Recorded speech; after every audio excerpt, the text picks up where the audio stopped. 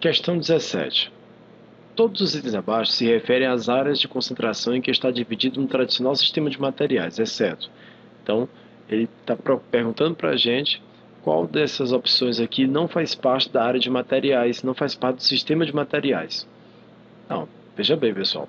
A administração de materiais e logística, ela tem a área de almoxarifado, a área de controle de estoques, de movimentação, de compras, classificação de material, transporte e distribuição. Só lembrando que nem sempre aparece com esses nomes. Por exemplo, compras pode aparecer como setor de aquisição, né? Transporte e distribuição pode aparecer como logística, né? E por aí vai. Então, tome cuidado, tá certo? Então, veja que fluxo de caixa não faz parte da administração de materiais, né? Faz parte, na verdade, da administração financeira, ok? Letra C.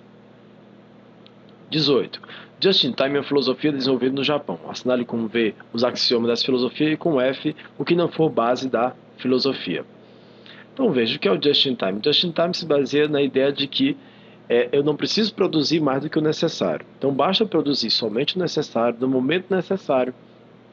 Com isso eu posso reduzir desperdício, eu vou reduzir meus custos e a grande questão do just-in-time, né, o foco dele é o quê? A redução dos inventários, ou seja, a redução de estoques. Tudo bem? Então vamos lá. Eliminar todos os desperdícios? Sim, ok. Produzir muito e criar bons estoques? Não, claro que não. Aprimoramento contínuo em desenvolver as atividades? Com certeza. Quanto mais a filosofia do Just-in-Time se insere dentro do Kaizen. O que é o Kaizen? A melhoria contínua dos processos, verdade. Envolvimento dos colaboradores nas atividades da empresa? Ora, como é que eu vou trabalhar produzindo somente o necessário, no momento necessário, tá certo? A empresa trabalhando num ajuste muito fino, né? Tem que estar em grande sintonia. Então, logo, se não tiver, se os colaboradores não estiverem envolvidos com o just-in-time, com esse sistema, não vai funcionar, ok? Questão correta. Controlar bem os estoques, que podem ser grandes. Não, pelo contrário, os estoques têm que ser mínimos possível, ok? Letra A. 19. Com relação à lei de Pareto, utilizada na gestão de estoques, pode-se afirmar que o conjunto de materiais que representa 20% dos itens estocados e aproximadamente 80% do valor do estoque são classificados como itens do tipo... Ora, pessoal, essa lei de Pareto aplicada aos estoques, a gente chama de curva ABC. A curva ABC, ela em concurso, ela cai mais como uma forma de administrar estoques, tá certo? Mas pode ser tanto para vendas, como para rotatividade, até mesmo para gerenciamento de clientes. Mas aqui vamos falar de curva ABC colocada, tá certo, para os custos de estoque. Tudo bem, então veja bem. O grande lance da curva ABC é porque ele é baseado no princípio de Pareto. E o princípio de Pareto diz, poucos são vitais, a maioria trivial. Ou seja, eu tenho que procurar quais são aqueles poucos itens que, apesar de serem poucos, me geram muitos custos ou muitos problemas. E que tem muitos itens que, apesar de serem muitos, não me geram muitos custos ou muitos problemas. Então, olhando aqui um gráfico, a gente vai ver como fica claro isso. Os itens classe A são poucos, mas me geram muitos custos.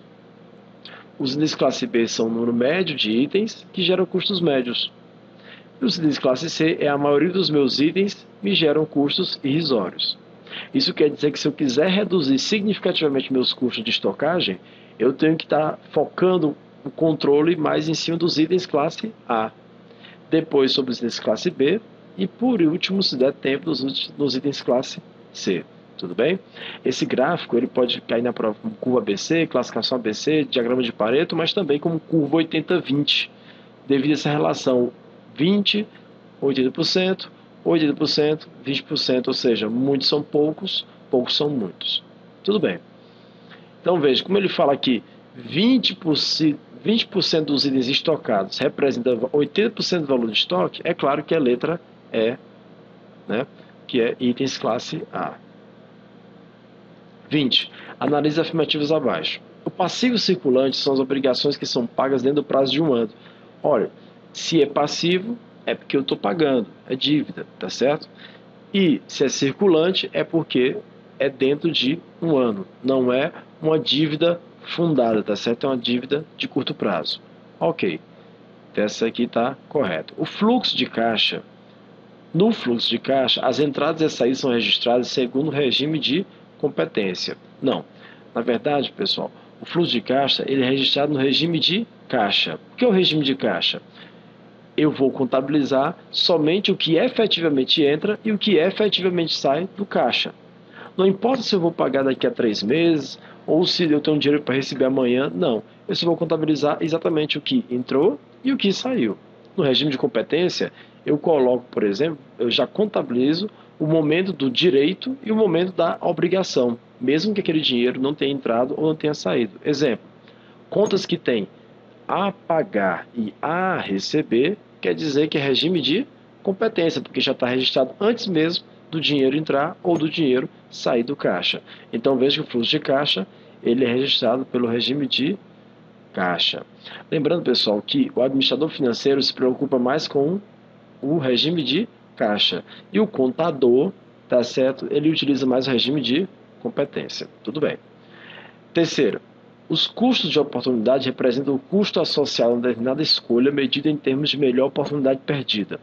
É o seguinte, o custo de oportunidade é um custo que está sempre relacionado a uma comparação a um outro investimento que você poderia ter feito. Por exemplo, investir 100 mil em estoque, tá certo? Eu tenho que calcular o custo de oportunidade. Poxa, se eu tivesse aplicado esses 100 mil em outro investimento, em outra aplicação, no mercado financeiro, na poupança, eu teria rendido quanto? Ou seja, houve uma oportunidade perdida de investimento. Se por acaso eu deixei de investir em alguma coisa que ia dar mais retorno para mim, então eu tenho que calcular aí que há um custo de oportunidade, tá certo, nessa minha escolha. Tudo bem? Então, está incorreta a letra somente a 2, letra D. Ok? Bom, pessoal, é isso. Olha, agradeço a atenção de todos. Acredito que todos vocês estão preparados. O momento agora é só tirar umas pequenas dúvidas. Espero que essa lista tenha ajudado vocês. Desejo toda a sorte do mundo para vocês na prova, muita tranquilidade e que Deus esteja com vocês na hora da prova. Um abração para vocês, pessoal. Tudo de bom.